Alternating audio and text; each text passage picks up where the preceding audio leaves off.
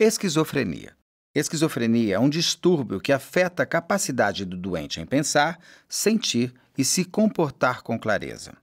Sempre com delírios, desorganização dos pensamentos e alucinações, o esquizofrênico sofre de perturbação mental caracterizada por episódios contínuos ou recorrentes de psicose.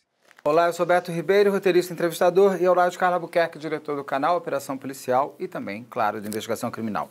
Converso agora com a doutora Rosângela Monteiro sobre o nosso novo programa Que Psicose é Essa? Doutora Rosângela, sempre é muito bom conversar com você, e ela eu posso chamar de você porque nós já somos até amigos, e vamos falar sobre esquizofrenia. Doutora Rosângela, esquizofrenia é uma psicose? E se ela for, que psicose é essa? Então, agora nós estamos diante mesmo de uma psicose. Então, primeiro eu vou definir o que é psicose. Psicose é um transtorno mental, é um grupo de transtorno mental onde ocorre o rompimento com a realidade. Então, o indivíduo psicótico, né, ele tem fases, ou ele passa por fases ou momentos em que ele rompe com a realidade. Dentre as psicoses, a mais complexa, sem dúvida, é a esquizofrenia. E eu diria que a esquizofrenia é o mais complexo transtorno mental que nós temos e atinge muita gente. A estimativa atual é que cerca de 1% da população mundial seja de esquizofrênicos. Então, se nós considerarmos, vamos dar uma arredondada, né, 8 bilhões de habitantes, nós temos aí em torno quase de 80 milhões de pessoas atingidas no mundo pela esquizofrenia. Aqui no Brasil, esse índice é alto, nos Estados Unidos, então isso ocorre no mundo como um todo, né? E é um transtorno complexo, desde os primórdios aí da psiquiatria, sempre chamou atenção e as pessoas, todos os profissionais da área interessados em descobrir exatamente de onde vem isso, o que provoca a esquizofrenia. Então, a esquizofrenia, o termo esquizofrenia é divisão do eu.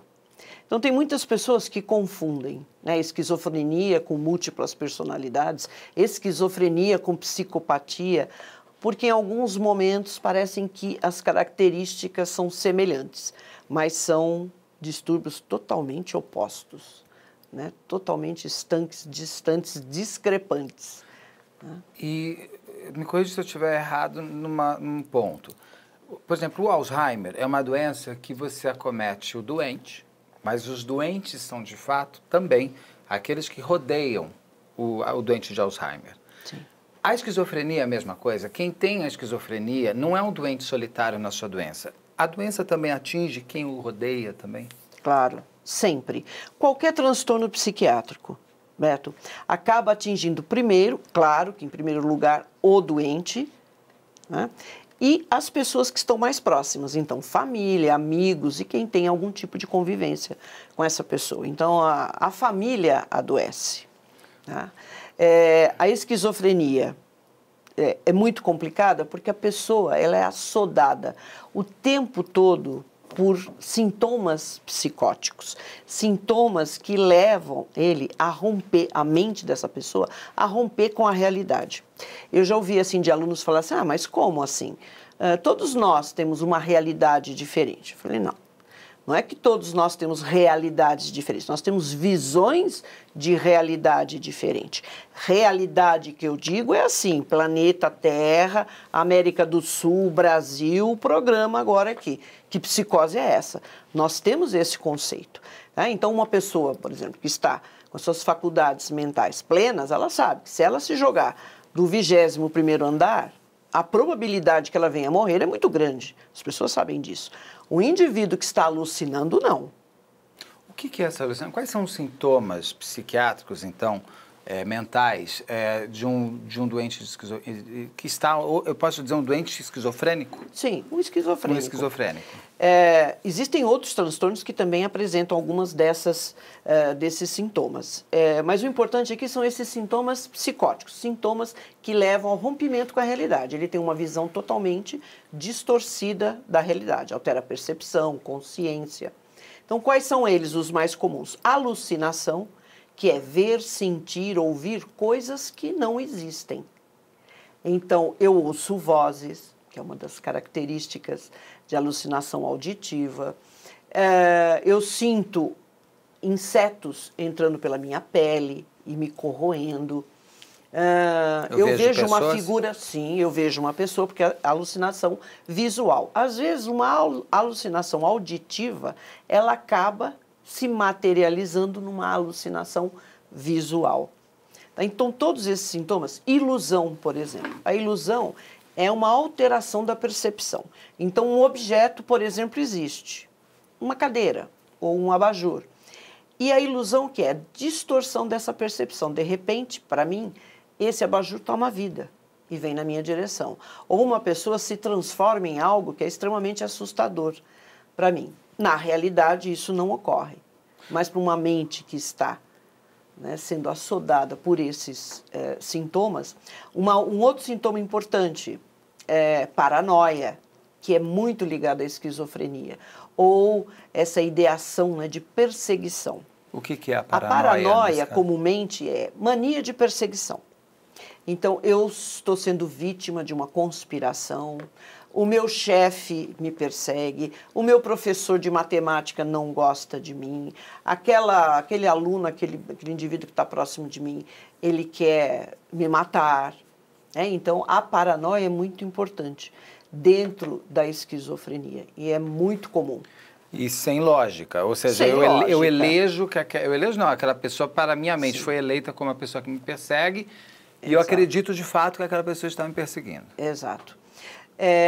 E a característica geral, né, do esquizofrênico, ele é um indivíduo taciturno, ele é introspectivo, né, porque existem dois tipos gerais de sintomas que são muito presentes na esquizofrenia, né? Esses sintomas produtivos, que são todas essas alucinação, ilusão, paranoia, delusão. Delusão é uma crença que o indivíduo cria que só existe na cabeça dele, ela não é factível.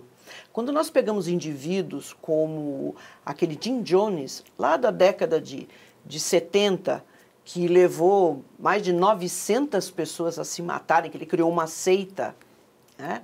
Então é bem isso, ele criou uma crença, uma seita, que aquilo só existia na cabeça dele, mas ele tem um poder, né, de convencimento muito grande.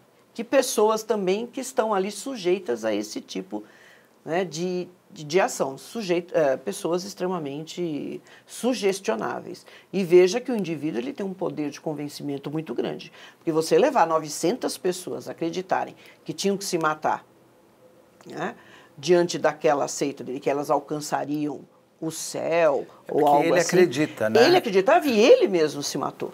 Então, Tanto ele acreditava. A crença dele é tamanha que ele faz outro crer também. Exatamente. Dentro da sua própria alucinação. Dentro dessa própria delusão, que é uma crença que não é factível. Ela não tem correspondência nenhuma com a realidade. É só na cabeça dele. Mas o esquizofrênico, uma outra característica dele importante é a inteligência. São muito inteligentes, assim como os psicopatas. Então, eles têm um poder de convencimento incrível. Você pode estar diante do esquizofrênico e ele tem um discurso maravilhoso, até coerente. E quando você vai ver, de repente, ele fala que a televisão, o personagem da televisão está falando com ele e tal. Isso aconteceu comigo. A primeira vez que eu cheguei num hospital psiquiátrico para fazer um estágio, o professor, que era o nosso orientador, né, ele pregou uma peça. Ele falou, agora vocês vão ouvir aqui uma colega e tal. Foi todo mundo muito interessado em chegar lá. Ela fez assim, ela discorreu sobre um assunto maravilhosamente bem. Ficou todo mundo assim, nossa, que maravilha, que beleza. Aí passou, ele não falou nada. Eu chego numa ala do hospital e é uma ala comum, onde todos os pacientes estavam ali. E eu me lembro que estava passando uma novela que tinha o Tarcísio Meira. Não me lembro mais que novela que é. Tarcísio Meira e a Glória Menezes lá faziam par. E ela estava sentada lá, junto com outras pessoas, né? Eu me aproximei, fiquei ali para ver como é que era a interação e tal. Ela começou, você está vendo o meu problema? Tarcísio Meira, olha o que ele está falando comigo. Eu fiquei, mas espera um pouquinho, né? E ela ali completamente criando uma situação em cima do Tarcísio Meira, o que a Glória Menezes iria pensar a respeito do Tarcísio Meira, que queria ter um relacionamento com ela e coisa e tal. Então, quer dizer, todos nós estamos até passíveis a, de repente, encontrar um esquizofrênico. Você fala, como é que é? Ele é tão coerente, ele tem um discurso tão né, interessante, mas é tudo criação da mente dele. Então ele mistura muito fantasia com realidade. E ele vive a fantasia. O esquizofrênico nasce esquizofrênico ou ele desenvolve isso por algum motivo maior da vida? Olha, todos os transtornos mentais, todas as pessoas que sofrem com isso, elas já nascem, já têm essa predisposição.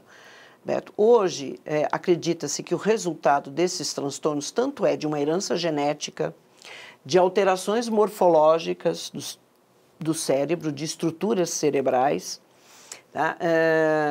Alterações dos neurotransmissores, em especial na esquizofrenia, a gente vê uma baixa assim, enorme da dopamina. A dopamina ela é responsável por aquela sensação de recompensa que nós temos. Né? E no esquizofrênico isso praticamente não existe, que é o oposto do psicopata. O psicopata ele vive, né, em cima da dopamina, o tempo todo ele busca isso, ele é um viciado e tem altos níveis de dopamina. O esquizofrênico não. Então a vida perde o interesse, ele perde a motivação. Por isso que ele vai se tornando cada vez mais taciturno, introspectivo, ele vai se afastando do convívio social, ele vai se fechando e se vivendo só aquilo que a mente dele cria. O esquizofrênico tem noção de que ele é diferente dos outros e por isso ele se retrai mais? Ou o fato de se retrair até como autopreservação, uma vez que ele alucina, ou tem, como é que você falou agora?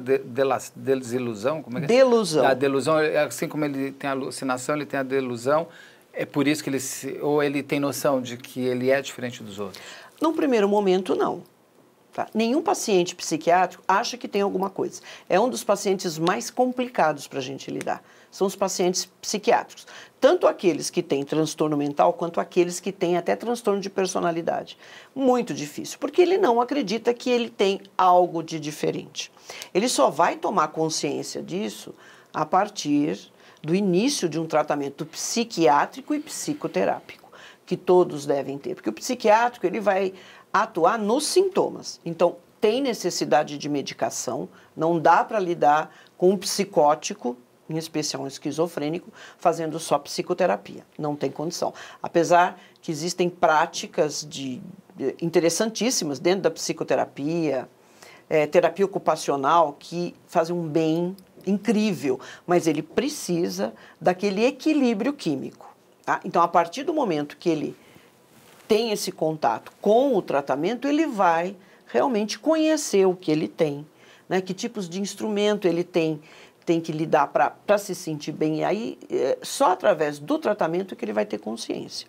Então, muitos, né, acabam até na rua. Esse é um outro fator interessante, né? O número grande de esquizofrênicos que vivem nas ruas. Por quê? O hospital hoje, com essa estrutura que nós temos, de deixar o mínimo possível o indivíduo internado, então ele fica um período, toma medicação e, assim, sendo acompanhado mesmo, porque mesmo dentro de um hospital psiquiátrico, os pacientes costumam jogar a medicação, então joga atrás da cama, põe embaixo do colchão, esconde na língua e não querem tomar. Então precisa ter um controle rígido por parte da enfermagem, etc., para que eles tomem a medicação. Ele se equilibra, eles mandam para casa. Aí o que acontece? Como lidar com o esquizofrênico? É muito difícil.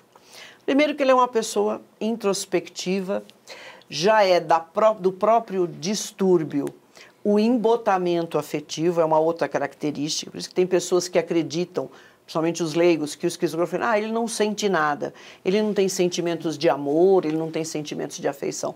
Pelo contrário, o esquizofrênico é um poço de emoções. O que ele tem é dificuldade de expressar isso para os outros. Então, isso a gente chama de embotamento afetivo. É um dos sintomas que nós chamamos de negativos. Nós temos os sintomas produtivos, que é toda aquela criação fantástica da mente dele, que o tira da realidade, ele acaba vivendo aquilo como se fosse realidade. E nós temos os sintomas negativos, que acaba acontecendo até em função dos sintomas produtivos, que é ele perder a motivação, ficar cada vez mais voltado para ele mesmo, hoje, com as redes sociais, com a internet, favorece muito o esquizofrênico que fica no quarto, vivendo toda aquela fantasia, aquilo que ele imagina, através da internet. E a internet pode até potencializar essa alucinação? Pode potencializar, sim, em alguns momentos. Uma mente esquizofrênica, sim. Até ele pode ir encontrando Jogos, as respostas que ele procura em muitas que ele coisas procura. ali. E muitas coisas que não são reais. Então, ele acaba vivendo. E é interessante que eu já observei, assim, famílias comentando, mas eu acho muito bom que ele fique no quarto. Ele não está na rua. Então, sabe, ele fica lá na internet, para mim está muito bom. Um caso até que eu atendi, que eu tive possibilidade de conversar com familiares que comentaram isso. Quer dizer, um indivíduo de 30 e poucos anos, dia e noite, fechado num quarto, só ali na internet, criando uma série de coisas. Um indivíduo stalker, que também está ligado à esquizofrenia. E essa fantasia ele vive no filme Coringa. Está muito explícito isso. Acho que foi um dos melhores filmes que eu já assisti que caracteriza mesmo a esquizofrenia. Momentos interessantes do Coringa, principalmente quando ele acha... Esse último Coringa, não todos os filmes Coringa. Sim, não. Este último Coringa. Porque tem alguns filmes que o retratam como psicopata, né? Mas esse em especial que eu achei fabuloso, eu não estava esperando por isso, que em geral não assisto esse tipo assim, não tenho muito interesse, meu filho que, vamos lá, mãe. Eu sentei e fiquei assim, literalmente, né, embasbacada com o que aconteceu ali, porque eu achei que o roteirista e o diretor, eles foram muito precisos, eles tiveram um acompanhamento fantástico de um profissional da área, né, e conseguiram emendar tudo isso com a história fantástica e da história em quadrinhos do Coringa. Mas, em especial, a gente percebe, para quem assistiu, no relacionamento que ele acha que tem com uma vizinha. E com a filha da vizinha também. E com a filha da filha vizinha. ou filho? Agora eu não lembro. Uma é uma menina, né? É uma menina. Então, ele vive, porque quando você está assistindo o filme, ele está vivendo aquela relação. Então, ela o acompanha para visitar a mãe. Isso é spoiler, hein? Se você não assistiu ao filme, tem uns spoilers aqui importantes. Então, tudo aquilo que ele acha que ele estava vivendo com ela, chega um momento que a realidade bate. E é sempre assim, o esquizofrênico. Por isso que ele fica muito confuso. Então, ele tem a realidade dele confusa. Ele acha que tem uma relação com ela e, na verdade, ela ignora ele. Sim. Então, tudo que ele... né, ele entra... Quando que ele percebe isso? Que ele já está extremamente confuso, porque ele descobriu... né, tudo aquilo a respeito da mãe, que eu não vou ficar aqui dando spoiler. Então, ele entra no apartamento dela, porque ela morava no mesmo prédio que ele. E a porta estava lá, e a menina, ele entra, está achando que está tudo bem, que está tranquilo, e ele percebe a reação dela, porque ela fica, né, preocupadíssima. Dá para perceber, naquele momento ele percebe. E vem na mente dele que tudo aquilo que ele achou que ele estava passeando com ela, que ele estava sentado esperando o metrô com ela, na verdade ele estava sozinho. Aí vem toda a realidade. No hospital, né? Ele estava sozinho? Estava no hospital, quando ele estava visitando a mãe, na verdade ela não estava acompanhando. Então tudo aquilo vem à mente dele e ele percebe. E é muito interessante, o esquizofrênico vive essas fases. Né? E ele consegue angariar uma multidão para ele. Termina o filme com isso, muitos coringas com ele. Muitos coringas. Porque as pessoas acreditaram no que ele dizia ali como... Sim. Como a coisa... Dentro de filmes assim, o Clube da Luta também é um pouco isso. Ele também é esquizofrenia? Não, ali é múltiplas personalidades. Mas mesmo um spoiler aqui também, porque que o Brad Pitt não existe. Sim. E ele luta com o Brad Pitt, aliás, é nada como ter um amiguinho imaginário, Brad Pitt, né? Também queria ter esse amiguinho imaginário. Mas ele tem... quando termina e você descobre que o Brad Pitt não existiu, que a gente até depois vai falar do o atirador do shopping, aquele exercício não tem nada a ver com esquizofrenia? Muita gente traduziu como esquizofrenia. Não, ali é múltiplas personalidades. O esquizofrênico, ele não se transforma em outra pessoa. Nas múltiplas personalidades, que tem até profissionais que não acreditam nisso, até hoje, tá? Que possa existir um transtorno de múltiplas personalidades.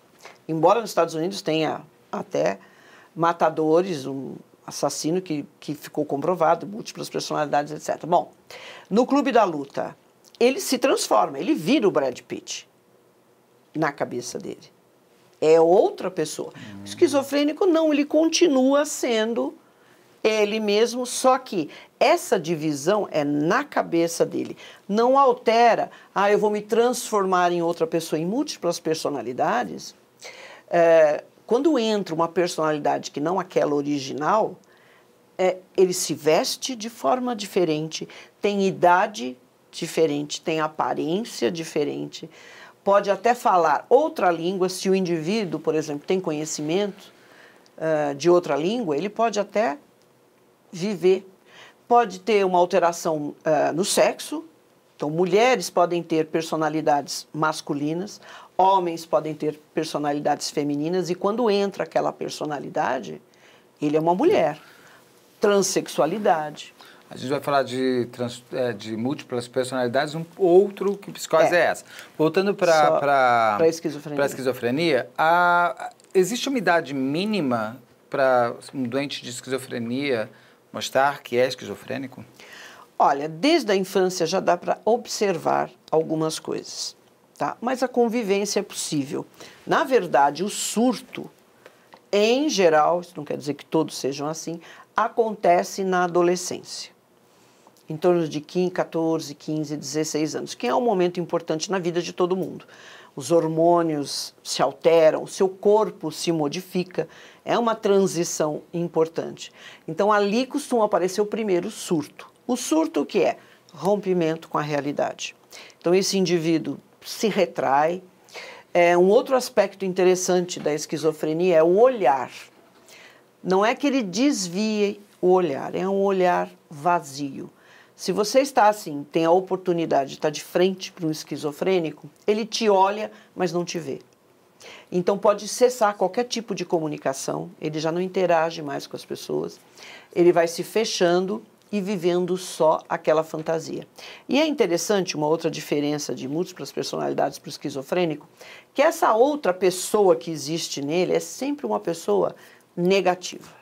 Nunca vem para ajudar. O múltiplas personalidades, não o esquizofrênico. O esquizofrênico, né? Por isso que é sempre um sofrimento. É comum a gente observar na rua, em especial moradores de rua, né, que eles estão discutindo, brigando, gritando, né, com essa outra pessoa que existe na cabeça dele. Então é sempre algo negativo. Não aparece um outro eu que vem ajudá-lo e falar de flores e de coisas boas. É sempre muito conflituoso. Daí o sofrimento. Então você vê, ele começa a discutir, daqui a pouco ele começa a bater a cabeça no poste, numa parede. É tão intenso, né, que é esse confronto com esse outro eu, né? Porque para as pessoas também não entrarem em paranoia, porque crianças têm amigos imaginários. Isso não são esquizofrênicos. Não. E como hoje a gente vive uma cultura muito de logo já medicar, desde sempre, Sim. desde logo, é logo um doente mental, tem que tomar cuidado, porque as pessoas podem panicar por um outro lado. Exato. No caso, o esquizofrênico vem na adolescência, tem algum tipo de surto parecido ou cada esquizofrênico vai ter um surto nessa adolescência? Então, é sexual, não é sexual? Não. Nós temos uma série de critérios diagnósticos para chegar à esquizofrenia, mas cada esquizofrênico vai viver a sua doença de uma forma diferente. Então, precisa ter experiência com isso, né? Cada um de nós vive a sua doença de forma diferente. Então, na esquizofrenia, nos transtornos mentais, é a mesma coisa, tá? Muitas pessoas me perguntam, mas qual é o gatilho que leva a um surto? Porque mesmo medicado, nós temos alguns esquizofrênicos que mesmo medicado, mesmo fazendo psicoterapia, eles surtam. E surtam em função de um gatilho. Qual é o gatilho? Não sei. Eu preciso ter contato com o paciente, e aí não é um contato de 15 minutos, né? Eu tenho que acompanhar este paciente para identificar quais gatilhos que podem levá-lo a surtar. E o surto é recorrente. Então, essa também é uma das maiores dificuldades da família entender. Já é difícil nós entendermos uma doença mental. Ela é muito estigmatizada, em especial a esquizofrenia. A esquizofrenia, ao longo da história, né, é aquela ideia, né, que as pessoas têm do doido varrido. É o doido que fica no sanatório, ele entra e morre no sanatório, ele vive ali toda a vida, dentro de um sanatório. As pessoas acabavam largando mão, deixavam lá, a estar internados, desapareciam. Com tratamentos de choque. Sim, sim. Mas era extremamente comum o esquizofrênico passar a vida dele dentro do hospital, porque a família Isso desiste. piora a doença dele? Ah, claro, né?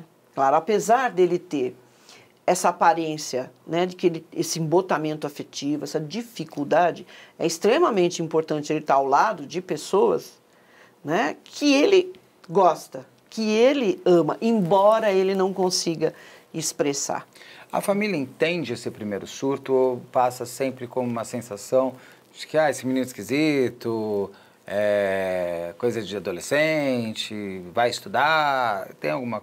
Tem. Como que é geralmente esse primeiro surto, inclusive para a família e para o adolescente? É complicado para a família, né? É difícil aceitar um transtorno mental.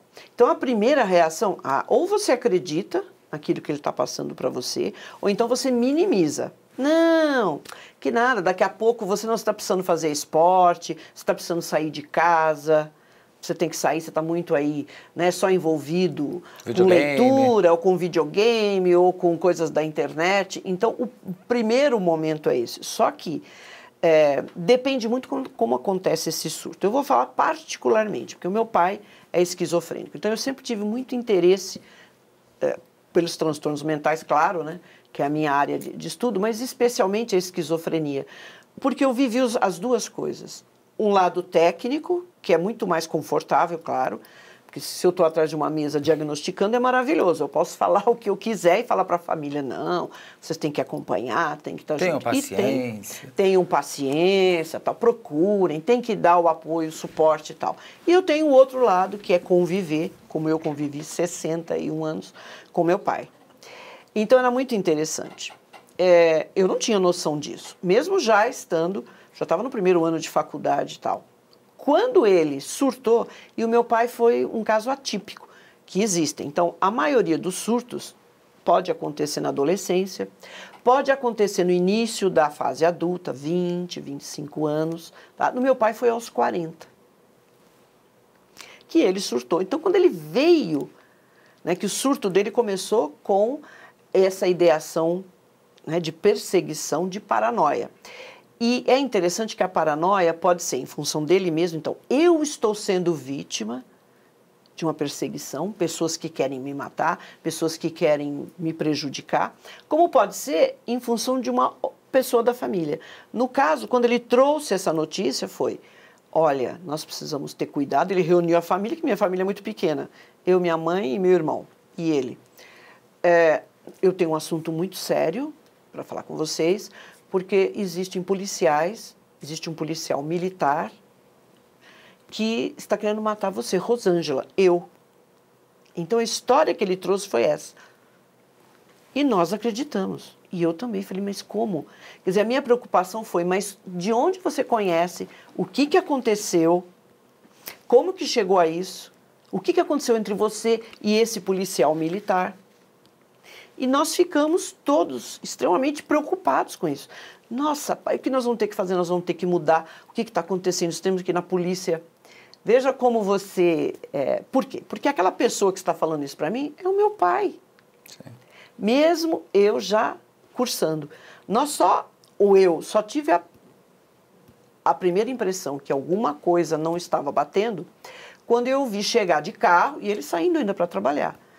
E eu estava na janela, olhei, tinha um amigo meu de moto que veio lá conversar comigo, tal, da escola. Quando eu vi ele chegando de carro, ele foi para cima do rapaz. Então ele falou, é ele, é esse aqui que é o policial militar que está querendo te matar. Porque até então você estava até acreditando Eu nele. estava acreditando. Então eu entendo que a família tem essa dificuldade. Gente, é muito complicado, porque é o seu irmão, e o surto, porque é a sua mãe. E o surto, pelo que você me conta também, não é uma histeria, né? De pegar e jogar as coisas para o ar, tudo, não sei o que lá. É um surto crível. Sim, num primeiro momento. Sim. Agora, nós É temos até um alguns aviso casos, que ele está fazendo por você é amor. Exato. Cuidado, estou preocupado com você, um policial militar quer te matar. Exatamente. Mas é interessante que a partir do momento que você percebe, olha, isso não está legal, não é isso. Quando eu vi ele fazendo isso, eu falei, gente, vamos voltar porque vamos conversar aqui, desci rapidamente e tal. Meu amigo ficou, ainda bem que não aconteceu nada, mas ele simplesmente, e aí sim, não é ele, é ele. Aí a coisa... E você imediatamente levou ao médico? Sim, aí realmente a coisa degringolou. Aí ele já, as alucinações já foram muito mais fortes, ele se embotou, ele parou de ter contato, até visual, foi assim, muito rápido, né, que todo o quadro se formou. E antes dos 40 anos ele não teve nada, nem um pequeno surto, que hoje você percebe que devem ter sido surtos menores? Surto não, Beto, mas a partir do momento que você encara, que todo mundo, que você se conscientiza, olha, você começa a ver toda a vida dele. Aí eu comecei a conversar com a minha avó, com a minha mãe, sobre isso. E ele já tinha uma série de características que as pessoas falavam, é o jeito dele. Então, ele nunca teve amigos, saía em grupo, ele sempre sozinho, nunca gostou de contato social. Vamos na festa, vamos no aniversário, vamos almoçar com a família. Ele era sempre arredio. Então aí nós começamos a observar, todos nós, né? Começamos a falar, poxa, mas é mesmo. E coisas da infância, dele sempre andar sozinho, uma dificuldade que ele teve na escola com uma professora, até que ele encontrou uma que o ajudou, e ele conseguiu continuar na escola. Essa coisa dele de muito trabalho, de muito perfeccionista. Inclusive, essa habilidade incrível, né, que ele tinha para desenhar, para pintar. É uma área que ele trabalhava, ele fez belas artes, trabalhava com projetos e tal, mas essa incrível habilidade dele para as artes. E é uma coisa que a Nise da Silveira, que é um nome que todas as pessoas já têm conhecimento, ela começou um trabalho fantástico, porque a época dela, né, as pessoas davam a medicação e os esquizofrênicos ficavam lá dopados, né, porque a medicação faz isso, o indivíduo fica impregnado, ele fica com essa semana mesmo nós até comentamos sobre um caso que o indivíduo tem um ar diferente, é até da medicação, e ela percebeu... Esse caso que a doutora falou aqui é o Isadora Mourão, que dois irmãos delas são esquizofrênicos, do Piauí. Convido a assistir ao nosso especial, a live que foi feita essa semana. Exatamente. Foi feita, essa semana não dá para falar porque você pode estar assistindo isso daqui 2 anos. Então foi feita, está no canal, é só procurar Isadora Mourão, ou o subtítulo é Minha Família Me Matou. Exato. Ela percebeu isso. Quando ela começou um tipo de trabalho que nem existia na época, que é terapia ocupacional, ela percebeu essa incrível capacidade que os esquizofrênicos têm para as artes, seja para tocar um piano, um instrumento, seja para pintura, para escultura, e ela começou a trabalhar com isso. E a partir disso também, o meu pai fazia muito autorretrato e fazia muito retrato nosso. Nas aulas em que eu dou, eu coloco um material. Dá para se perceber muito bem, a partir do momento em que ele começa a perder nos desenhos dele, nos autorretratos. São 3 bem interessantes, que é a partir do momento que ele está perdendo o contato com a realidade e como ele se vê. Então, num primeiro momento, o autorretrato é de uma maneira e a gente vê até o momento em que ele entra no surto. Como a ideia, a imagem que ele tem dele mesmo está totalmente distorcida. Então, eu consegui levantar, porque ele acabou distribuindo os desenhos e material de pintura. Eu tinha que sair a cata, falar com o vizinho, porque era material importado. Vocês imaginem isso na década de 70. Hoje nós temos... aí muito mais facilidades, mas naquela ocasião sim, né? E é interessante o esquizofrênico que, quando ele entra no surto, não é algo que você faça uma injeção ou dê a medicação, no dia seguinte ele está bem, não. E nem tem um tempo, não tem um prazo de surto, né? Cada um tem um tempo de surto. Exatamente. A partir da medicação utilizada correta para tirá-lo do surto, ele pode ficar ainda uns 10 dias nessa transição. Tem uma média de tempo de surto? Depende muito de cada paciente. Seu pai era que média, mais ou menos? Mais ou menos 8 dias a 10 dias, tomando a medicação, né? Agora é interessante, no surto nós temos esquizofrênicos que realmente rompem qualquer comunicação externa, eles nem escutam e e não mantém diálogo nem nada, ficam nele aquele olhar perdido. Mas temos esquizofrênicos que, no meio, né, de toda aquela confusão, ele ainda tem uma pessoa que ele escuta ou que... Né, no caso, era comigo isso. Então, por exemplo, para dar medicação, tinha que ser injetável, tinha que vir um enfermeiro. Ele não deixava nem chegar perto. Não falava nada, mas não deixava. Então, eu tinha que estar presente para falar. Pai, você vai tomar medicação. O farmacêutico conseguia fazer medicação. E é interessante que quando o esquizofrênico começa a sair do surto, ele fica muito diferente do que ele é. Ele começa a ficar sociável, ele começa a conversar, ele quer sair. Quer dizer, coisas que não são da personalidade dele, mesmo sem estar no surto. Entendeu? Porque o esquizofrênico não tem isso mesmo, é uma dificuldade dele em se relacionar com as outras pessoas. Então, tem até profissional que confunde, acha que está diante de um bipolar. Por exemplo, um esquizofrênico que está saindo do surto, que fica muito animado, conversa bastante, quer interagir, com um bipolar que está na fase maníaca, por exemplo, que é aquela fase da euforia. Então, eu já vi diagnósticos errados com relação a isso. Por isso que o exame tem que ser, não é exame de 15 minutos. Exame para se diagnosticar a esquizofrenia. Qualquer transtorno. Eu quero saber do exame, quero saber uma pergunta só antes. Esquizofrenia é hereditária? É uma coisa de linhagem, de DNA? Não. Não é o que a sabemos gente ainda. observa? Não, mas é o que a gente observa em todos os outros tipos de patologia, seja mental ou não. Famílias em que as pessoas têm, por exemplo, um tipo de câncer, né, a probabilidade que os descendentes apresentem é maior. Nos transtornos mentais, no geral, incluindo aí a esquizofrenia, é a mesma coisa.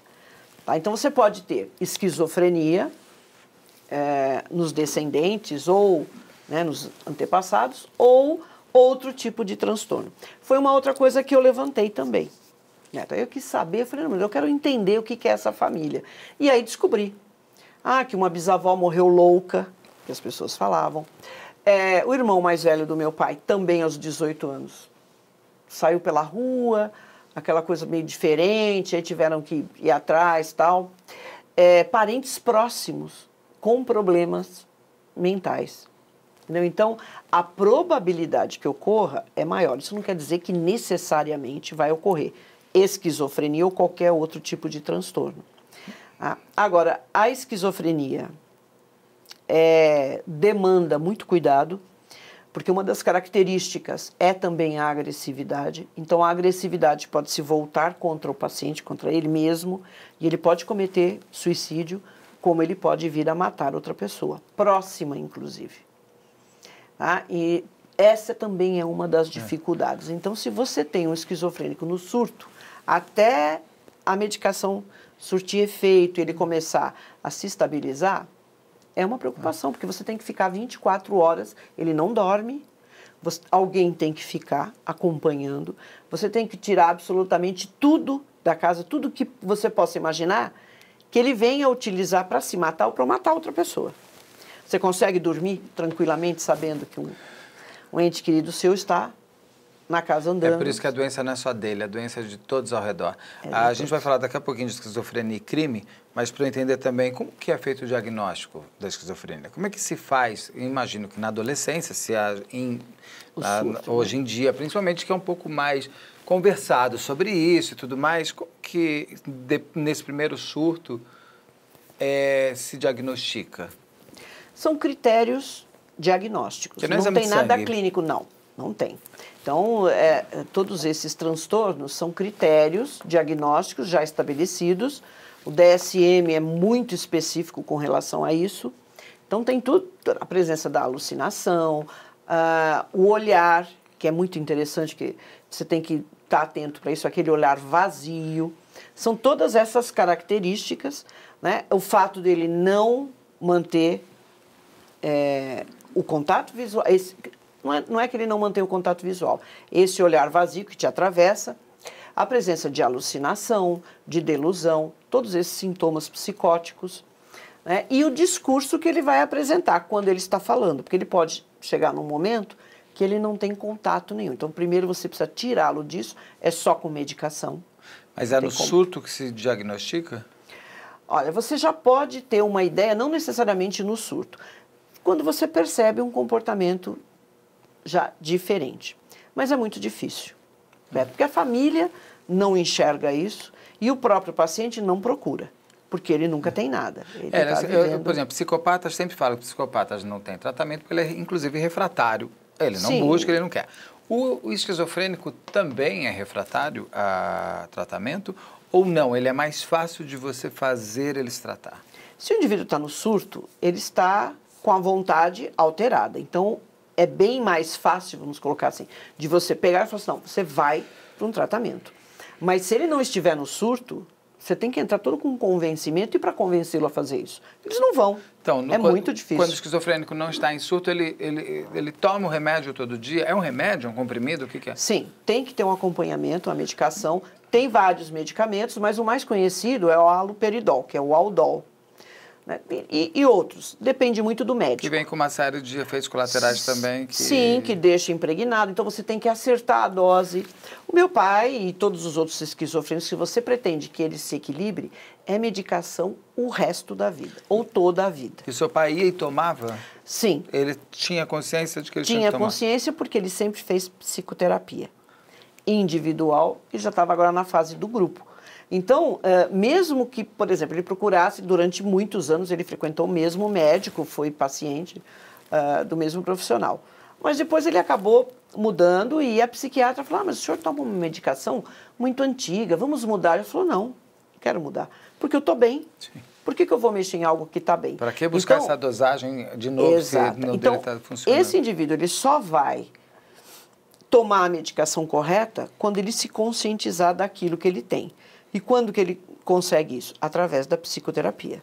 Que também tem que querer fazer. Tem que querer fazer. Não, é imprescindível. E a família tem que apoiar, porque também tem muitas famílias que ainda têm um preconceito bobo, para não dizer um outro adjetivo, sobre psicoterapia. Então, também a família tem que se conscientizar também sobre isso. Exato. Aí a importância das pessoas que estão ao redor. Né? E um esquizofrênico medicado, ele não entra mais em surto, ou ele mesmo medicado, o surto pode chegar?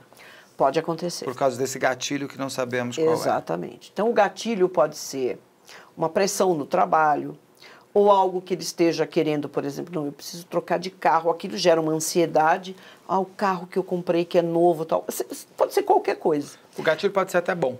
Sim. Pode ser de uma coisa boa. Não, de uma coisa boa, não necessariamente negativa. Então, ele ficou ansioso porque, por exemplo, vai chegar um carro novo, algo que ele comprou, ele pode entrar no surto. É interessante no filme Uma Mente Brilhante, que é a história real do John Nash, que foi um matemático, que acabou ganhando o prêmio Nobel e tal. Esse filme é interessante porque mostra muito bem o que é essa esquizofrenia e mostra também como é importante ter uma pessoa ao lado dele, que foi a mulher. Contanto que no discurso dele, quando ele ganhou o Nobel, ele se referiu à esposa. Ele falou, eu não estaria aqui se não fosse, né, todo esse acompanhamento que a minha esposa sempre me deu. Porque ela fala para ele, olha, você é diferente. Se não fosse, ele estaria achando ainda que estava tudo bem. E no Mente Brilhante ele tem 3 coleguinhas imaginários ali que o perseguem. Alucinações. Ele escuta e ele acaba enxergando. Então, a alucinação dele se materializa. Então, por exemplo, um deles, que é o agente da CIA, que o tempo todo, né, você é um soldado, você tem que ir para a CIA, e ele reluta, né? Ele fala, não, eu não sou soldado, eu sou um cientista, eu quero ficar na universidade. Interessante que esse filme, ele te coloca no ponto de vista do esquizofrênico, sem você saber que ele é. Exato. Eu assisti a esse filme sem ter qualquer leitura de sinopse que me desse essa dica. A dica. Quando você se realiza, você acreditou também naquelas personagens? Que ele acreditava. Sim, olha que interessante. Esse filme tem uma passagem que eu achei brilhante. Foi um modo de mostrar como é a cabeça do esquizofrênico. Então tem uma cena, até vou falar do gatilho, que ele chega pro reitor da universidade e fala, olha, eu quero um lugar tranquilo para que eu possa estudar e desenvolver a minha teoria. Claro que o esquizofrênico vai fazer isso. Ele não quer fazer trabalho em grupo, ele quer ficar sozinho, isolado. Outras pessoas o incomodam muito. Né? Essa é uma das características da personalidade esquizoide. Então ele pede, ele fala, que tal biblioteca, tal, tudo bem. Quando ele vai até a biblioteca, o indivíduo que toma conta fala, não, você não entra aqui. Não, mas eu falei, não, cadê a tua autorização? Foi o gatilho para ele entrar no surto. Aí já aparece ele, alguém avisando o reitor, falou, olha, fulano lá tá louco, ele tá com uma atitude, ele tá no pátio discutindo com o agente da CIA, que é uma alucinação dele, que ele escuta o tempo todo, e aí ela se torna uma alucinação visual. Ninguém enxerga. O agente da CIA, claro, ele não existe, mas ele. E ele fala assim, você não é real. O esquizofrênico, ele fala, você não é real, você não é real. E a alucinação fala para ele, mas você está discutindo comigo.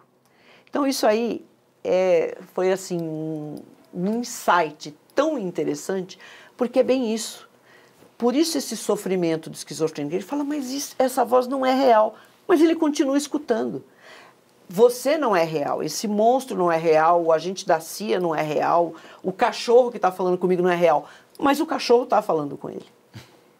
Então foi uma sacada interessantíssima desse filme, esse momento, porque a alucinação responde para ele. Mas você está discutindo comigo e continua me escutando. Eu não sou real, mas para você eu sou real. Para você eu sou, exatamente. O esquizofrênico, ele tem os gatilhos, mas álcool, drogas, eles podem ter esses universos da nossa vida real, que as pessoas... Pode beber um vinho ou pode nada? Olha, o ideal seria nada. Mas quando você está estabilizado e já tem um tempo, olha um dado interessante. O surto, em alguns esquizofrênicos, não são todos que aparecem esses surtos. Mas vamos falar aqui do esquizofrênico que mesmo medicado, que mesmo com terapia, ele tem o gatilho e tem o surto. Esses surtos, eles vão persistir até uma idade. Se essa pessoa tiver uma vida longa, já passando dos 75, 76, 80, os surtos vão diminuindo e desaparecem. Então, o indivíduo com mais de 80 anos, se ele ainda continuar sendo medicado e fazendo tudo o que deve, ele vai desaparecer. Deixa de ser esquizofrênico? Não, quase não. Ele deixa de ter o surto. Tá. Esquizofrênico ele vai ser sempre. E sempre foi. Não é que ele acordou um dia esquizofrênico, isso não existe, né, Beto? Nós somos o que somos. Eu trago na minha herança genética, em alterações do meu cérebro, de estruturas cerebrais, de neurotransmissores, e aí os contatos que eu tenho ao longo da vida que vão formar minha personalidade e que te levam, em dado momento, a surtar. Então, desaparecem. Ele pode até se dar esses pequenos luxos, né? Tomar uma taça de vinho e tal. Agora... Só aos 80 anos? O ideal é que não tome. Ai, Por quê? O álcool também é um entorpecente. Embora, nas anamneses, né, as perguntas são assim, você faz uso de algum entorpecente? Não. E depois, e álcool? Como se não fosse, né, a mesma coisa. O álcool é um depressor do sistema nervoso central, então você acaba liberando coisas que você normalmente não faria, não falaria, etc. E isso altera. Então, qualquer tipo de entorpecente, incluindo o álcool, é um potencializador. Então, você imagina, morador de rua, esquizofrênico, fazendo uso de crack. A coisa não é boa, né? Nada de bom vai sair daí. Porque, além de ele usar o crack, ele também não está em medicação. Não está em medicação. E ele está com a possibilidade de surto a qualquer segundo. Sim, porque ele já o tá estresse de surtado. morar na rua, de estar drogado, de não Longe comer, da de não família. dormir. Exatamente. A esquizofrenia é mais masculino? É mais homem que tem esquizofrenia? Homens e mulheres. Tem muitas mulheres esquizofrênicas, homens e mulheres. Não tem assim algo, não, que é uma característica só dos homens. Não. Mulheres também são atingidas. Todos os transtornos mentais, né? E essa situação, né, do indivíduo que vai para a rua e acaba usando entorpecente, então a coisa complica. Para trazer novamente essa pessoa para a família é complicado. Nem toda a família tem estrutura ou emocional ou até econômica. Porque uma família pequena, uma família em que todos trabalham, quem fica com ele em casa? Com esse indivíduo que é agressivo, que ele pode a qualquer momento pegar uma faca, partir para cima de um dos membros, ou ele mesmo cometer o suicídio. Não estou aqui falando que todo esquizofrênico tem este comportamento, que pode vir a matar. Não. Mas existe essa possibilidade. Então é importante o controle. Antes da gente entrar no crime ligado à esquizofrenia ou esquizofrênico criminoso, você trouxe outros filmes aqui para a gente falar. Sim. Vamos falar desses filmes antes, para a gente entrar aí na parte criminal. Sim. Quais filmes você quer? Você quer começar com o Cisne Negro ou com esse daqui que é A Ilha? A Ilha é bem interessante, né? Esse filme com o Leonardo DiCaprio é interessante porque ele vai na cabeça dele. Ele é um agente que está indo numa ilha investigar umas mortes que ocorreu onde justamente existia um hospital psiquiátrico, um sanatório. E no início nós somos levados, né, por essa história. Está tudo muito coerente, ele tem um poder de convencimento incrível, só que aí durante a gente começa a perceber que não era real aquilo que ele estava vivendo. Então é interessante o filme porque mostra exatamente assim que acontece com o esquizofrênico. Ele acredita naquela fantasia porque o tempo todo ele está nesse ciclo, né? Então ele vive a fantasia, acredita, daqui a pouco volta à realidade, ele se frustra, mas ele entra numa fantasia novamente, né? Alimentada pela alucinação, delusão, paranoia, ilusão, que são todos esses sintomas psicóticos. Então o tempo todo ele mistura realidade com fantasia e para ele é muito real. Ele é bem clássico. E não, totalmente. Aí a gente começa a observar que não, o indivíduo que está do lado, que ele acha que é o ajudante dele, na verdade é o médico dele. E o outro, na verdade ele é o indivíduo que está ali no hospital e tudo aquilo é uma fantasia dele. A gente viu como é a cabeça dele. Como é a cabeça, é muito bem retratado. Então, a situação da esposa, o que é que aconteceu, não vou dar spoiler. Tem um momento que ele cai na real e ele percebe, porque o tempo todo ele interage com ela, mas ela também é uma fantasia, ela não existe mais. Né? E aí você vê a dificuldade, eu acho que o mais importante é mostrar o quanto ele é emotivo, ele está envolvido nessa emoção, no sofrimento psíquico, no sofrimento emocional, em especial na relação dele com a mulher, até que chega o momento em que ele tem que ficar frente a frente com a realidade. Aí aparece o que aconteceu com a família dele, que foi provavelmente um gatilho tremendo que ele não conseguiu sair. Né? Daí todo esse sofrimento dele. Então, A Ilha, o próximo filme, Cisne Negro? Cisne Negro. Qual o que tem de tão forte para... O Cisne Negro parece que nós temos dois personagens distintos, né? Mas não é, na verdade é ela mesma, ela com ela.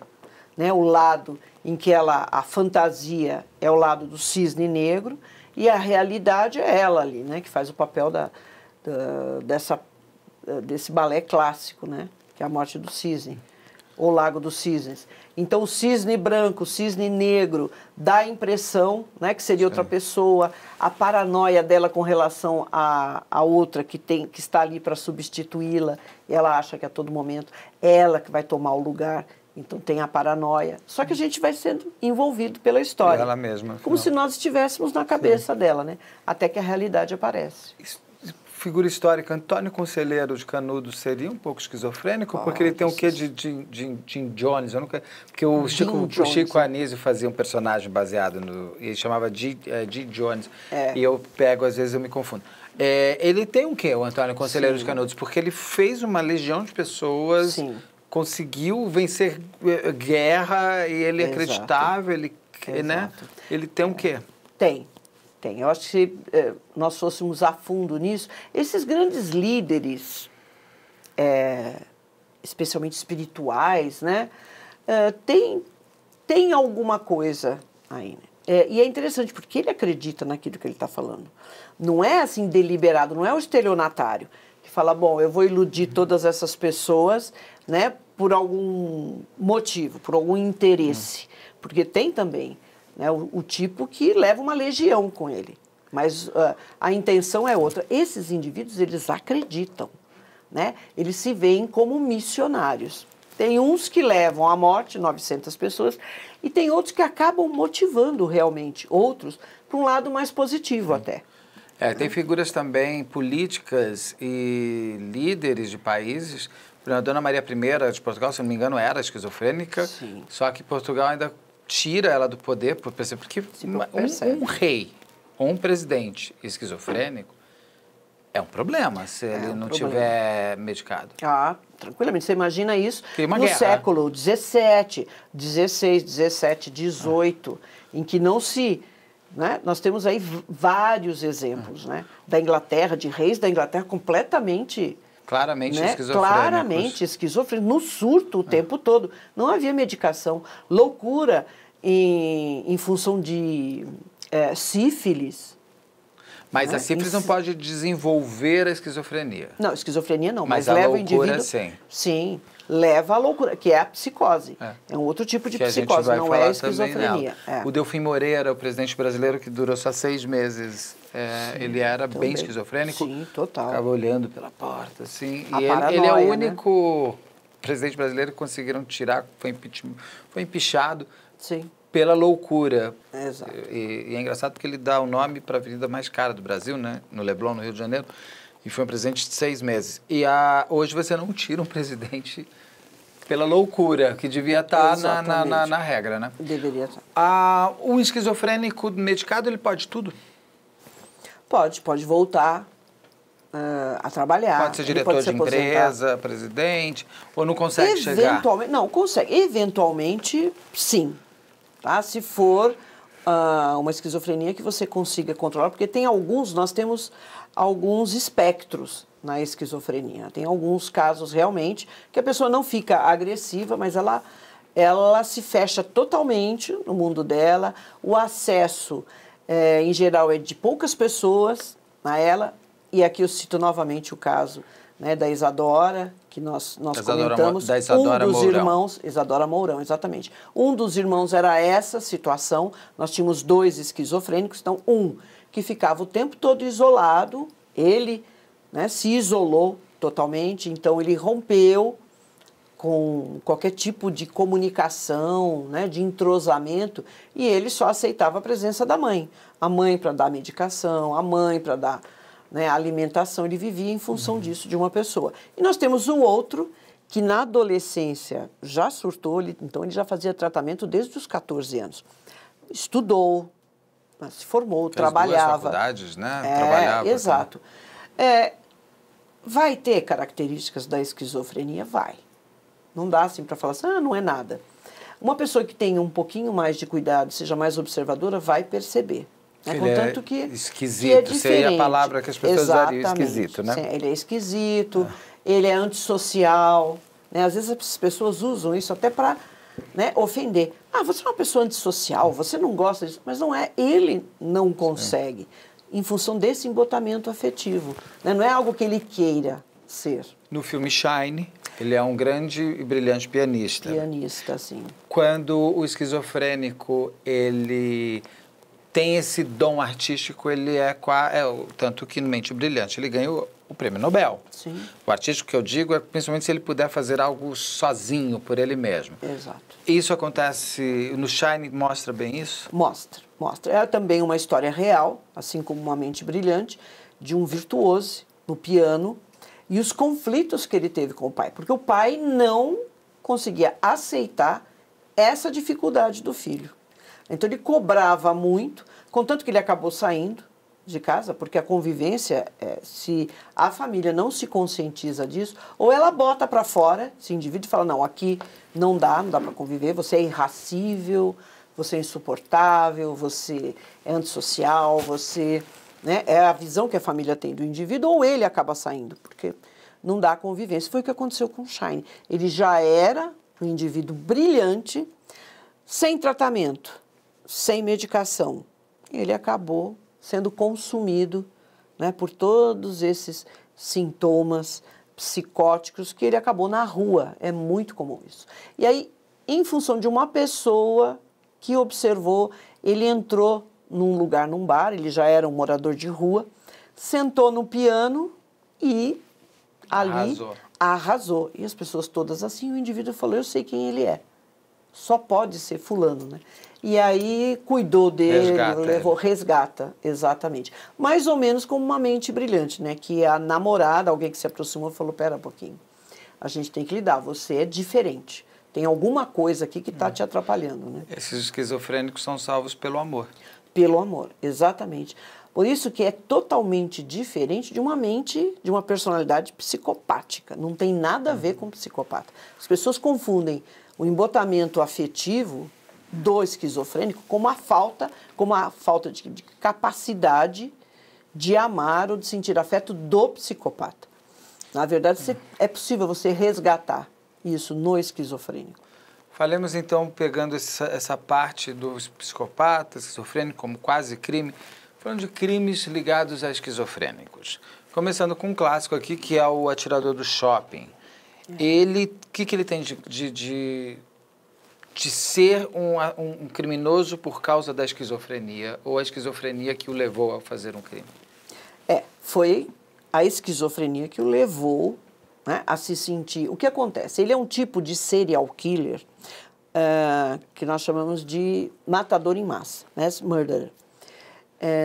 Ele entra, né, nessa paranoia, na verdade é a paranoia que o leva. Não, as pessoas me prejudicam, as pessoas sempre me prejudicaram, eu consigo encontrar as pessoas que estão produzindo isso tanto em mim como na maioria das pessoas. É interessante o matador em massa. Ele cria uma história na cabeça dele, que ele é o herói, evidentemente. Então, ele tem que matar o maior número possível de pessoas. Em alguns casos, a relação que ele tem nos Estados Unidos é muito comum. Então, por exemplo, eu sofro bullying na escola, ou eu sofri bullying quando eu era pequeno. Então, ele retorna à escola onde ele estudou, mata todo mundo, e a história dele tem que terminar com ele se matando. Tá? Porque aí ele vai ser reconhecido como um herói, como alguém que fez realmente algo notável. Mas não é uma vingança também? Ele está salvando outras pessoas de sofrerem o que ele sofreu. Pessoas, exatamente. Não é uma vingança. É diferente do indivíduo que é terrorista.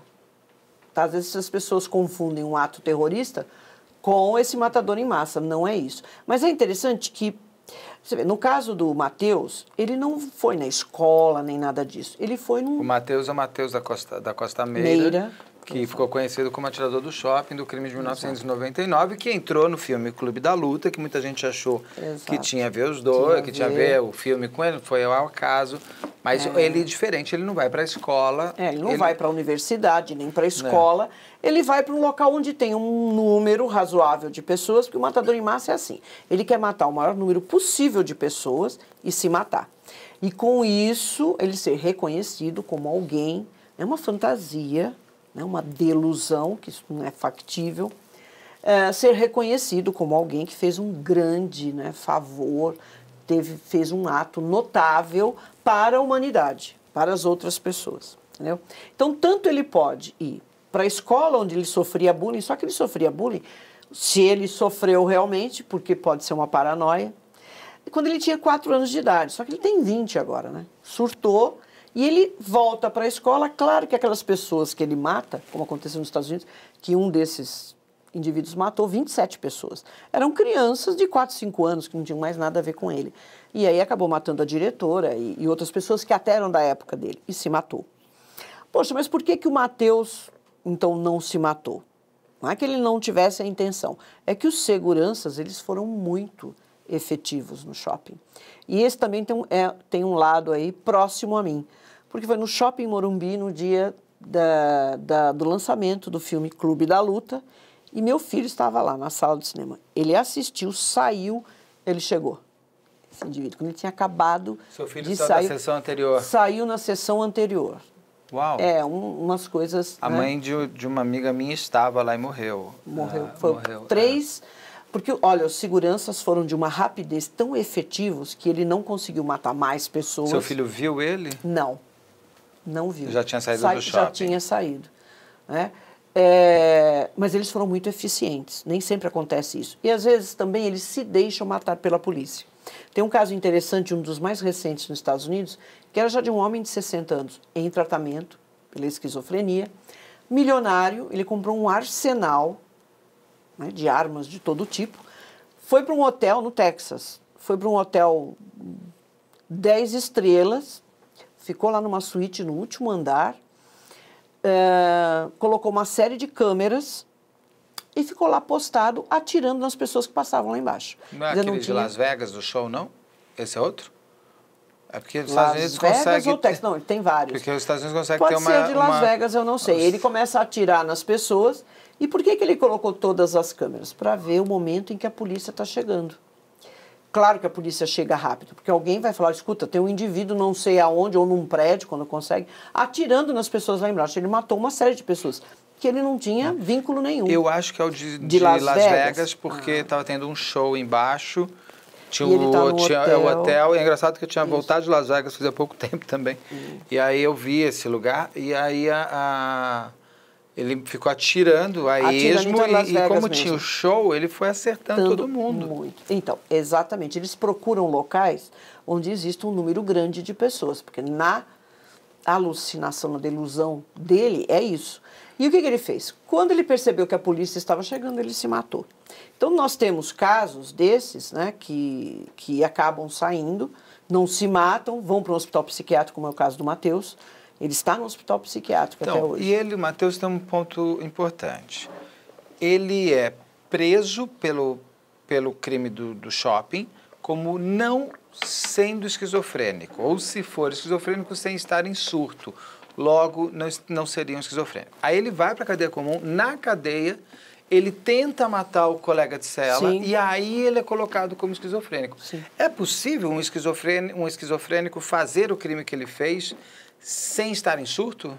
Não, ele está no surto. Isso foi falha de diagnóstico, não teve ali um profissional que estivesse acompanhando a polícia, porque a polícia, ela tem o know-how.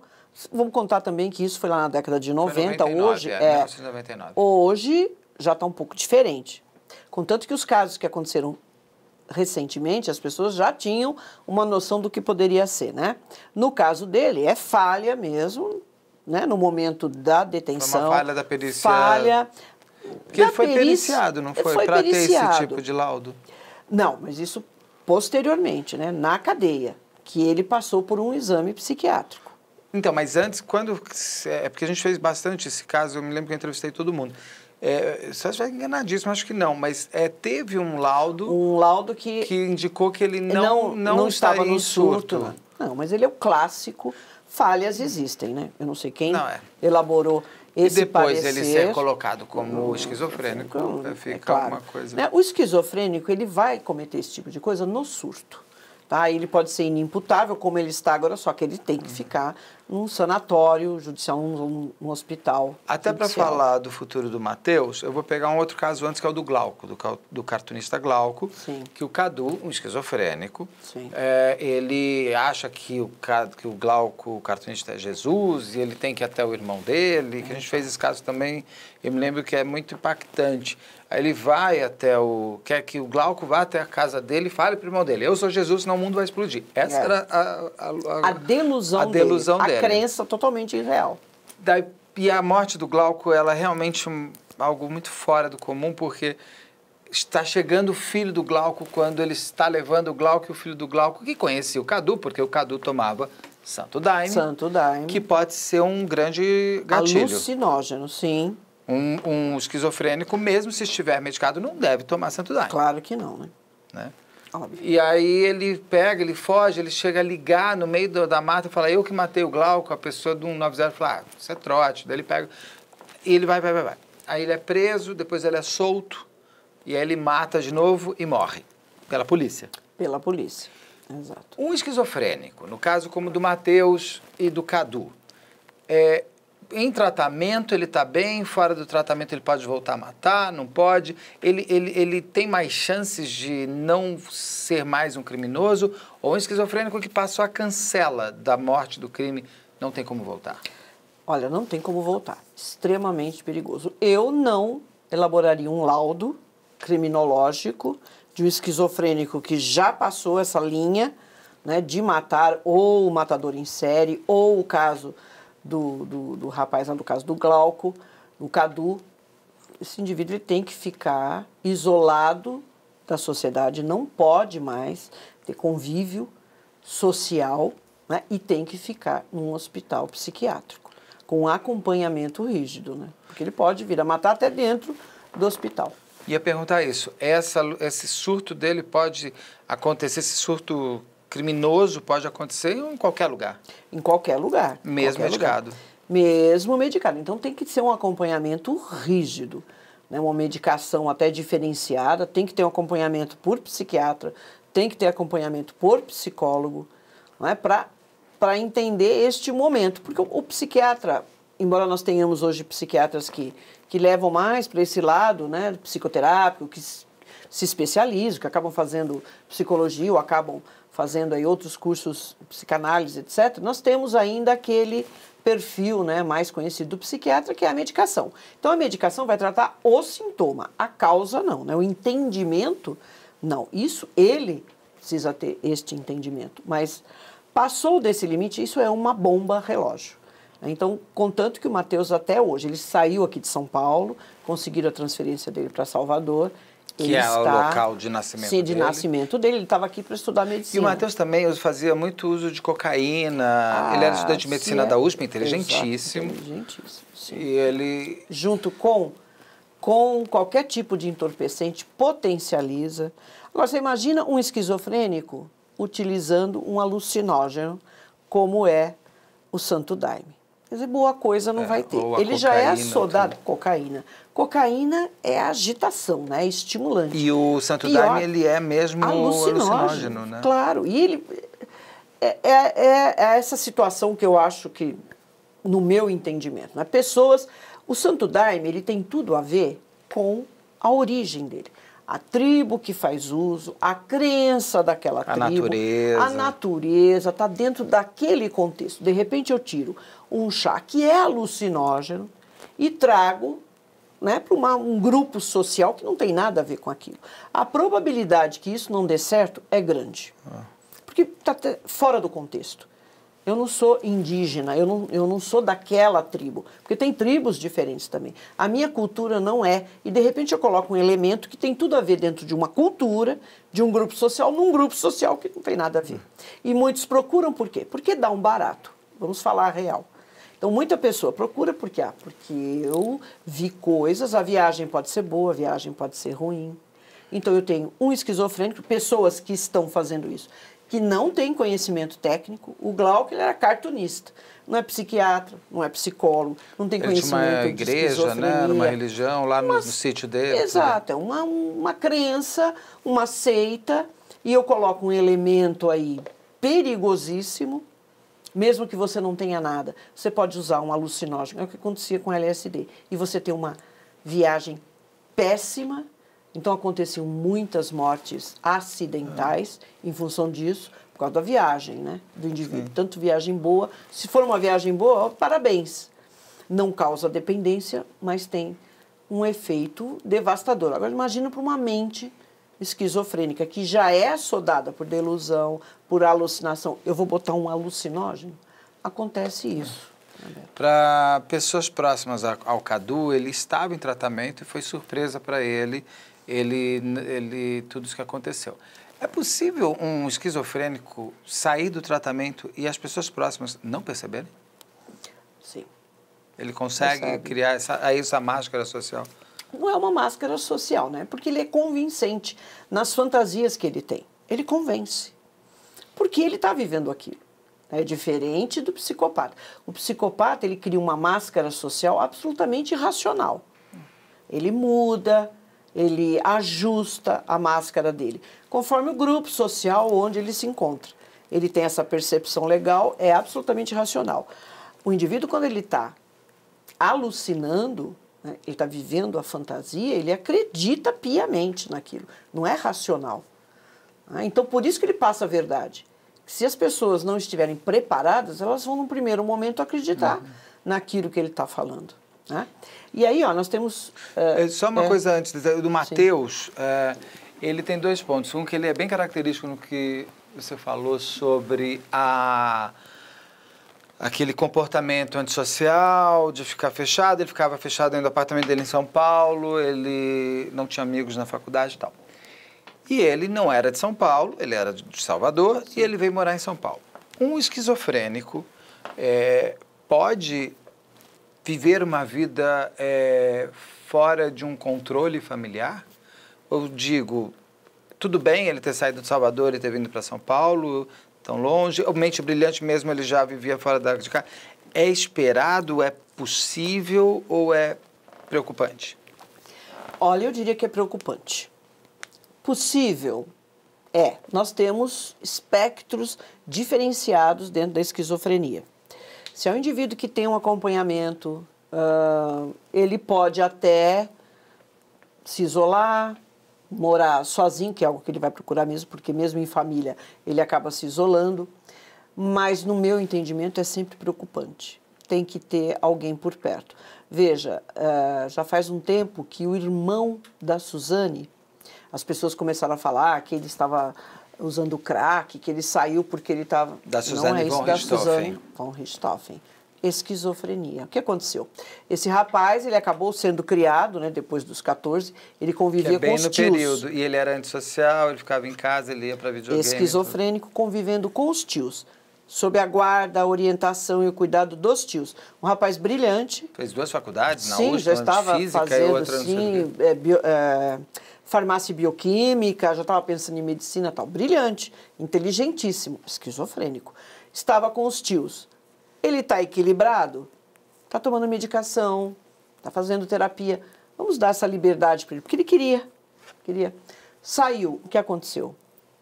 Parou a medicação, achou que já estava bem, ele, né, surtou e foi para a rua e aconteceu aquilo, que ele queria pular um muro, não tinha nada a ver com crack, nem com... Ele estava na Cracolândia, ele estava esquizofrênico e ele estava no surto, ele achou que tinha que entrar numa residência, a pessoa, o morador se assustou, chamou a polícia, aquela confusão toda.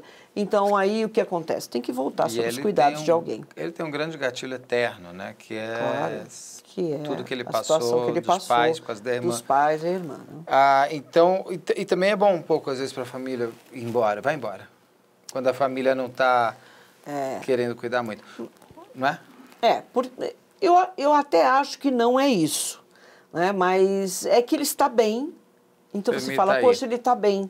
E ele quer experimentar algo novo, quer experimentar, ele quer ter uma vida dele, ter controle sobre a vida. Mas ele não tem condição. O Matheus da Costameira tentou sair, o pai do Matheus, com o promotor, foram pedir para o juiz, não. Não é que ele tentou sair, os médicos achavam que ele já poderia ser libertado. E o pai do Matheus, que também é médico, se eu não me engano, ou a mãe, pediu, pelo amor de Deus, não pode. Acho que dentro de tudo isso. Disso que eu comentei, é isso que eu te falo, que é preocupante. Particularmente, meu pai, você tem um surto aos 40 anos, é bem diferente de você ter aos 14, porque aos 40 ele era o provedor da família, ele tinha trabalho, ele tinha conta para pagar, ele tinha um monte de coisa. E, de repente, acabou. Então, foi um período difícil para todo mundo, para a gente se ajustar até a isso, mas ele voltou, fez um tratamento fantástico.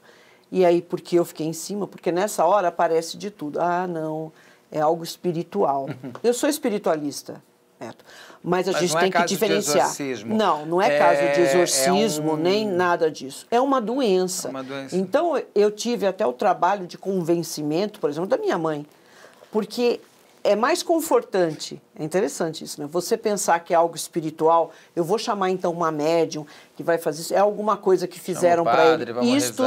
Exatamente. É olho gordo. Do que você falar, putz, é uma doença. E não tem cura. A doença, veja só como interessante. A palavra doença é muito mais pesada do que exorcismo. É muito mais pesada. Então, a partir do momento que ele começou com o tratamento correto e com a psicoterapia, e eu também ali conversando e passando para ele, olha, a gente tem que aceitar o que a gente é, até para poder lidar. Eu preciso saber quais são os gatilhos, os instrumentos que eu tenho para perceber que eu não estou bem e tal. Voltou a trabalhar, dirigir, sair, se aposentou, continuou trabalhando, porque tinha um trabalho diferenciado e o pessoal gostava e tal. Ele trabalhou até quanto ele quis, voltou uma vida relativamente normal. Teve os momentos de surto? Ok, nós já sabíamos como lidar com isso, então aí a gente vai aprendendo, a família vai aprendendo também, né? E já percebe. Seu pai constituiu família, o filme Mente Brilhante mostra uma constituição familiar também com o esquizofrênico. É normal um esquizofrênico constituir família, encontrar marido ou mulher, ter filhos, ou isso é um ponto fora da curva? É um ponto fora da curva. Não é assim, absolutamente normal. Mas também não é algo que você fale, nossa, eu nunca vi isso, né? Mas é algo que não é muito comum. Até porque para você conhecer alguém, hoje com a internet facilita. Sim. Mas na vida lá atrás você precisava sair, você ir como ser Exato. antissocial, como você vai Exato. conhecer alguém, né? Então, quando acontece isso, é muito restrito. Ou é um ambiente próximo de onde você vive, ambiente de trabalho, ambiente de estudo, foi o que aconteceu com Mente Brilhante. Ela também era uma pessoa da universidade e tal, que estava ali junto com ele. Então, é isso. No caso do meu pai, os pais, né, os meus avós, eram compadres. Né? Então, já existia uma proximidade, mas todo mundo sabia que ele era diferente. Eram 3 irmãos. Contanto, tem uma passagem muito interessante que um dia o meu avô, pai do meu pai, né, falou para minha mãe, escolhe aí um dos meus filhos, que ele tinha 3, né, para você casar. Ela falou assim, vou escolher o Antônio Henrique, que é o meu pai. Todo mundo deu risada, porque ele era o mais diferente, né? Falou, por que você vai escolher justamente ele? Ela acabou se casando com ele, mas ela falou na brincadeira justamente porque ele era um cara distante, quieto, sempre sozinho, né? Os outros eram mais sociáveis, estavam sempre ali. E ela quase não tinha contato. E acabou realmente casando. Que bom que sua mãe escolheu seu pai, porque daí você está aqui conversando com a gente. Então, continuando o crimes dos esquizofrênicos, uma pergunta antes. Tem mais serial killer psicopata ou mais serial killer esquizofrênico? Mais serial killer psicopata do que esquizofrênico. Nós temos esquizofrênicos que podem cometer crimes horríveis familiares. Tá? Então, eles não são serial killers. Então, até da dificuldade que tem no relacionamento em casa, tal, ele surta, é algo que tem que se levar em consideração em crimes familiares. Tem uma boa parcela que são justamente de psicose. Na crise, no surto psicótico, eles acabam matando. E nós temos aí esses 3 tipos de serial killers, né? O matador em massa, o missionário e o visionário, que são psicóticos, né? Esquizofrênicos. Tem bastante, bem dos esquizofrênicos. Tem. Falando desses 2 casos agora brasileiros, para a gente encerrar, um que é de ex-alunos que entram numa escola aqui na Grande São Paulo e fazem matam, como é que você fala? Matador em massa. Matador em massa. Eles fazem uma matança em massa ali. Esses são bem esquizofrênicos dentro desses tipos. Um deles, o mais novo.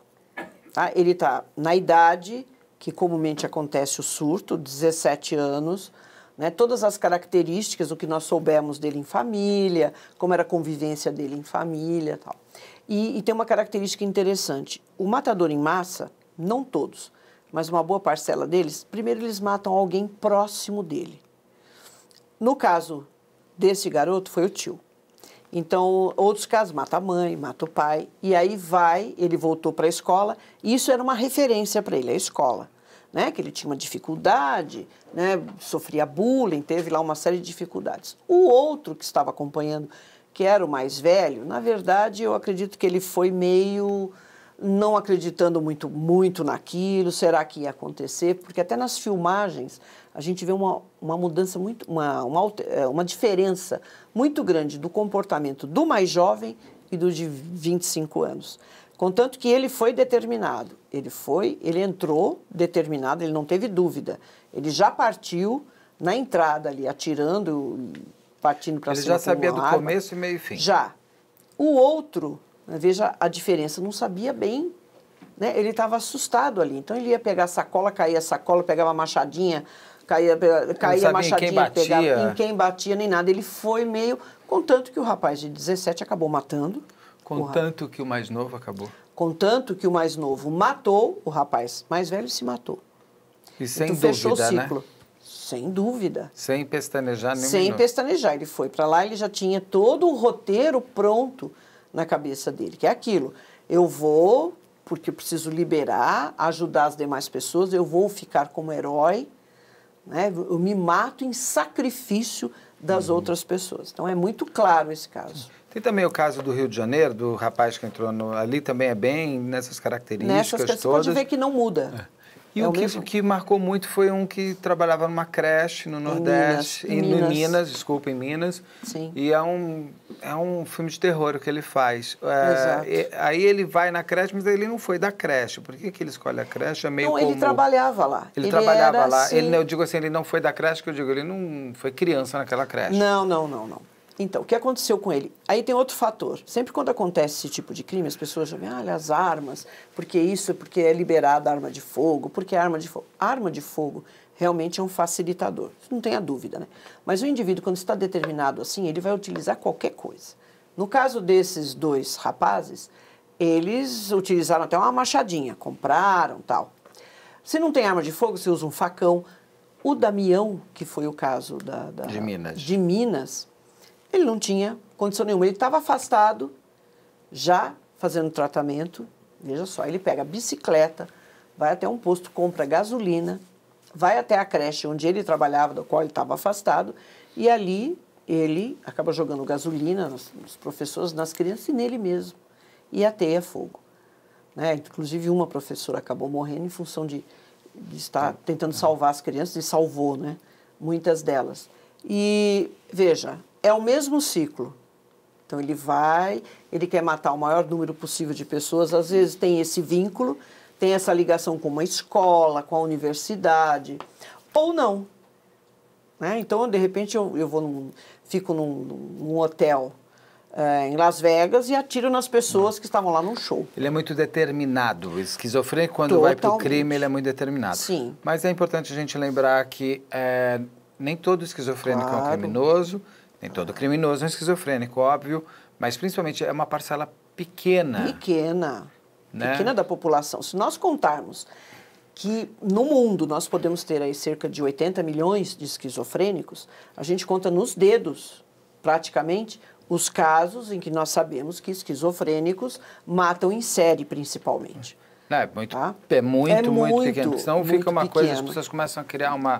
Exato. Um filme que me veio agora à memória. Lembra daquele filme Teoria da Conspiração, que é do Mel Gibson com a Julia Roberts, que ele acha que está pensa que ele é o taxista, que ele está... Aquilo é um esquizofrênico. Ele passou por experiências, na verdade... No filme, no final, ele tinha razão. Ele tinha razão, porque Mas existe uma coisa na guerra, em especial do Vietnã, que eles fizeram uma série de experiências com os soldados, com substâncias mesmo, né, que levavam eles a alucinar. Ali do Mel Gibson, o que a gente vê é paranoia. Né, tá muito evidente. É um traço esquizoide? Poderia ser. Então, ali, eu acho que são as duas coisas. Tanto ele passou, porque ficou no final do filme, a gente sabe que realmente ele foi submetido a isso, como tantos outros soldados, e ele permaneceu, né, com essa reminiscência, talvez em função de uma personalidade esquizoide, porque era pura paranoia. Né? A teoria da conspiração, ela tem um quê de paranoia. Esquizofrênico e paranoico. Exatamente, que é uma das características fortes da esquizofrenia. Doutora, muito obrigado. Tem alguma coisa que a gente não comentou de esquizofrenia? Ou vai valer um parte 2 em breve? Eu acredito que não. A gente falou de tudo. Porque a esquizofrenia é tão complexo, né? Que pode aparecer outras coisas aí para a gente destacar. Vamos ver o que as pessoas comentam. Se vocês tiverem alguma outra dúvida, deixa nos comentários. E aí a gente vê se a gente faz um 2, porque realmente esquizofrenia é um tema longo. Né? Sim. Tudo. Doutora, muito obrigado. E até o próximo. Que Psicose é essa? Muito obrigado e até o próximo. Que Psicose é essa?